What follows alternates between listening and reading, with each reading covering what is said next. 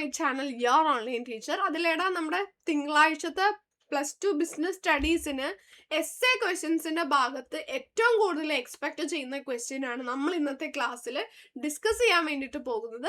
Question with answers ആയിട്ട് നമ്മൾ നോക്കാൻ പോകുന്നത്. അപ്പോൾ ഈ ഒരു PDF പറ്റിയിട്ട് മിസ് ഇതിന് മുന്നേ പറഞ്ഞിരുന്നു, ഓൾറെഡി ഇൻസ്റ്റയിൽ നമ്മൾ ഷെയർ ചെയ്തിരുന്നു. നിങ്ങൾ ജസ്റ്റ് ബിസിനസ് എന്ന് അവിടെ കമന്റ് ചെയ്താൽ നിങ്ങൾക്ക് അത് ഓട്ടോമാറ്റിക്കലി കിട്ടും. ഇനി ഇൻ കേസ് നിങ്ങൾ ആർക്കെങ്കിലും കിട്ടാത്തത് ഉണ്ടെന്നുണ്ടെങ്കിൽ ഈ ഒരു വീഡിയോയുടെ കമന്റ് സെക്ഷൻ നോക്കുക, അതിൽ ഫസ്റ്റ് കമന്റ് ആയിട്ട് ഞാൻ പിൻ ചെയ്ത് വെച്ചിട്ടുണ്ട്.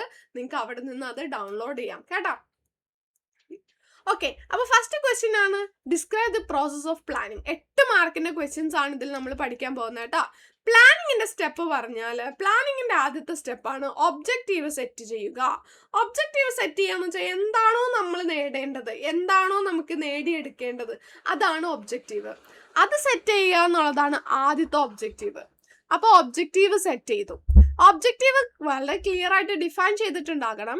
രണ്ടാമത്തേത് ഡെവലപ്പിംഗ് പ്രിമൈസസ്, അതായത് നമ്മൾ എന്താണോ നേടണമെന്ന് ആഗ്രഹിച്ചുള്ളത് അതിനെ പറ്റിയിട്ട് കുറെ അസംഷൻസ് എടുക്കാനുണ്ട്. കാരണം ഫ്യൂച്ചറിനെ പറ്റിയിട്ട് പ്ലാൻ ചെയ്യാല്ലേ, അപ്പൊ നമുക്ക് കുറെ assumptions എടുക്കാനുണ്ട്.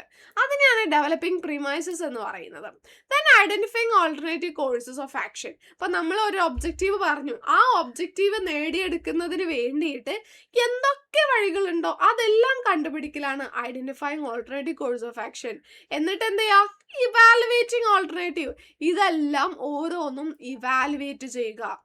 Then selecting the best alternative.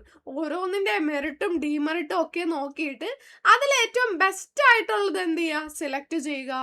Then formulating, അത് നിങ്ങൾക്ക് വേണ്ട, ഇത് വേണ്ട. ഇംപ്ലിമെന്റിങ് ദ പ്ലാൻ നടപ്പിൽ വരുത്തുക. പുട്ട് ഇൻ ടു ആക്ഷൻ ആണ്. Then follow up and control.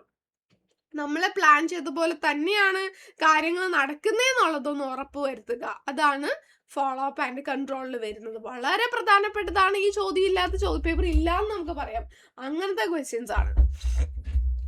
Then explain any 8 principles of management propounded by Henry Fayol. Henry ഫയോളിന്റെ principles ആണ് ചോദിച്ചിട്ടുള്ളത്. ഹെൻറി ഫയോളിന്റെ 8 പ്രിൻസിപ്പിൾ അതിൽ ചോദിച്ചിട്ടുള്ളെങ്കിൽ നമ്മൾ പഠിക്കുമ്പോൾ 14 പഠിക്കണം. ആദ്യത്തേതാണ് ഡിവിഷൻ ഓഫ് വർക്ക്. അതിലെന്താ പറയുന്നത്, വലിയൊരു ടാസ്കിനെ ചെറിയ ചെറിയ ടാസ്കുകളാക്കി ഡിവൈഡ് ചെയ്തതിന് ശേഷം അത് ഓരോരുത്തർക്കും അസൈൻ ചെയ്ത് കൊടുക്കുക. അതിലൂടെ എന്തുണ്ടാകും, സ്പീഡ് ഉണ്ടാകും, സ്പെഷ്യലൈസേഷൻ ഉണ്ടാകും, അങ്ങനെയുള്ള കാര്യങ്ങൾ. Then authority and responsibility. Authority എന്ന് പറഞ്ഞാൽ എന്താണ്, നമുക്ക് ഓർഡേഴ്സ് ഇടാനുള്ള നമ്മുടെ ആ ഒരു പവറിനെയാണ് അതോറിറ്റി എന്ന് പറയുന്നത്. അത് ചെയ്തു തീർക്കേണ്ട ഒബ്ലിഗേഷനെയാണ് റെസ്പോൺസിബിലിറ്റി എന്ന് പറയുന്നത്. ഇത് രണ്ടും നമ്മളൊരു ബാലൻസ് വേണം. ഡിസിപ്ലിൻ, ഒരു സ്ഥാപനത്തിലെ ഡിസിപ്ലിൻ ഉറപ്പുവരുത്തുന്നതിന് വേണ്ടിയിട്ട് അവിടെ കുറേ റൂൾസ് ആൻഡ് റെഗുലേഷൻസ് ഫോളോ ചെയ്യാനുണ്ടാകും. യൂണിറ്റി ഓഫ് കമാൻഡ്, ഒരു എംപ്ലോയി ഒരു സുപ്പീരിയർ അടുത്തത് മാത്രമേ ഓർഡേഴ്സ് സ്വീകരിക്കാൻ പാടുള്ളൂ. യൂണിറ്റി ഓഫ് ഡയറക്ഷൻ, എല്ലാവരും എല്ലാ ആക്ടിവിറ്റീസും വൺ ഹെഡ് വൺ പ്ലാൻ എന്നതിന്റെ കീഴിലായിരിക്കണം പോകേണ്ടത്. Subordination of individual interest to general interest, നമ്മുടെ വ്യക്തിഗതമായിട്ടുള്ള താല്പര്യത്തെക്കാട്ടിലും ജനറൽ ഇൻട്രസ്റ്റിനാണ് നമ്മൾ ഇമ്പോർട്ടൻസ് കൊടുക്കേണ്ടത്. റെമ്യൂണറേഷൻ, ഓരോ എംപ്ലോയീസിനും ഫെയർ ആയിട്ടുള്ള സാലറി കൊടുക്കണം. സെൻട്രലൈസേഷൻ ആൻഡ് ഡീസെൻട്രലൈസേഷൻ, ഒരു ഓർഗനൈസേഷനിലെ തീരുമാനങ്ങൾ ടോപ്പ് മാനേജ്മെന്റ് എടുക്കുന്നെങ്കിൽ അതാണ് സെൻട്രലൈസേഷൻ. എല്ലാവരും കൂടി ചേർന്നിട്ട് എടുക്കുന്നെങ്കിൽ അതാണ് decentralisation. Then scalar chain. Scalar chain എന്ന് വെച്ചാൽ ഒരു ഓർഗനൈസേഷനിലെ ലൈൻ ഓഫ് അതോറിറ്റി ആണ്. ആളുകൾ എങ്ങനെ കമ്മ്യൂണിക്കേറ്റ് ചെയ്യണം എന്നുള്ളതെല്ലാം കാണിക്കുന്ന സ്കെലാർ ചെയിൻ ആണ്. അതിന്റെ ആ ഒരു ഇമേജ് കൂടി വരച്ചു വെച്ചേക്കുക സ്കെലാർ ചെയിൻ്റെത്. ഓർഡർ എന്ന് പറഞ്ഞാൽ എല്ലാത്തിനും, മെന്നായിക്കോട്ടെ, മെറ്റീരിയൽ ആയിക്കോട്ടെ, മെഷീനറി ആയിക്കോട്ടെ, എല്ലാത്തിനും ഒരു ഓർഡർ ഉണ്ടാകണം എന്നുള്ളതാണ് അതിൽ പറയുന്നത്. ഇക്വിറ്റി, മാനേജ്മെന്റ് ഒരിക്കലും ഡിസ്ക്രിമിനേഷൻ കാണിക്കാൻ പാടില്ല, എല്ലാവരെയും ഒരേപോലെ ട്രീറ്റ് ചെയ്യണം.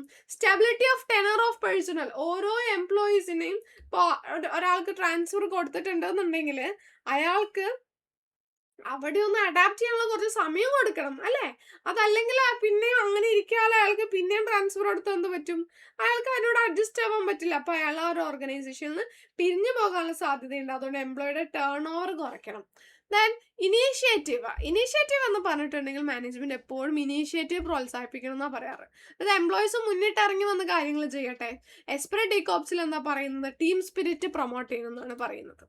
അടുത്ത ഇമ്പോർട്ടൻ്റ് ആയിട്ടുള്ള ക്വസ്റ്റ്യൻ ആണ് differentiate formal organisation and informal organisation. Formal organisation management plan ചെയ്യുന്നതാണ്, ഇൻഫോർമൽ ഓർഗനൈസേഷൻ അൺപ്ലാൻഡ് ആണ്. ഇത് മാനേജ്മെന്റ് ഡെലിബറേറ്റ്ലി ക്രിയേറ്റ് ചെയ്യുന്നു, ഇത് സ്പോണ്ടേനിയസ്ലി പെട്ടെന്ന് ഉണ്ടാക്കുന്നു.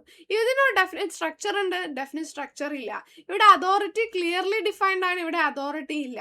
കമ്മ്യൂണിക്കേഷൻ ഇവിടെ ഫോർമൽ ചാനൽ സ്കലാർ ചെയിനിലൂടെയാണ്, ഇവിടെ അങ്ങനെ പ്രത്യേകിച്ച് ഒരു വഴിയൊന്നുമില്ല. എന്താണ് ഗ്രേപ്പ് വൈൻ കമ്മ്യൂണിക്കേഷൻ ആണ് വരുന്നത്. ദാൻ ഇവിടെ ഗോൾ ഓറിയന്റഡ് ആണ്, ഇവിടെ പേഴ്സണൽ സാറ്റിസ്ഫാക്ഷന് വേണ്ടിയിട്ടാണ്. എക്സാമ്പിൾ കമ്പനി, സ്കൂൾ, ഗവൺമെന്റ്, ഇവിടെ friendship groups, informal leaders, social groups etcetera.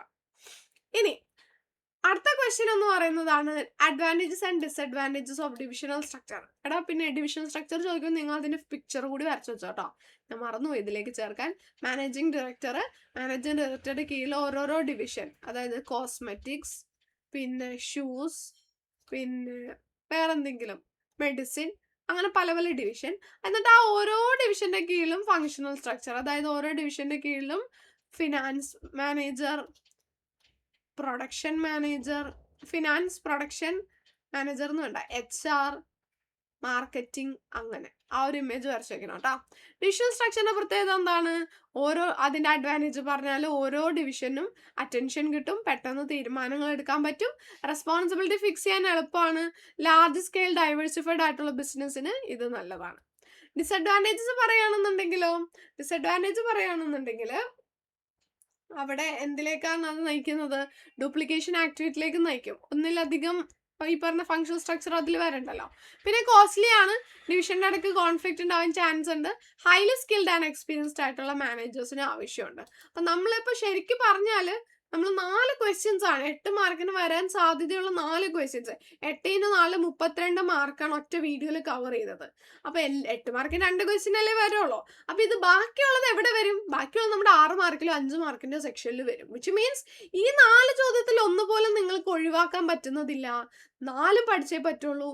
PDF വേണ്ടവര് first comment ഒന്ന് നോക്കിയാൽ മതി, അവിടെ നിന്ന് നിങ്ങൾ ഡൗൺലോഡ് ചെയ്തെടുത്ത് പഠിച്ചോ. പ്രിന്റ് എടുത്ത് പഠിക്കാനാണ് ഏറ്റവും നല്ലത്. നന്നായിട്ട് പഠിക്കാം. താങ്ക്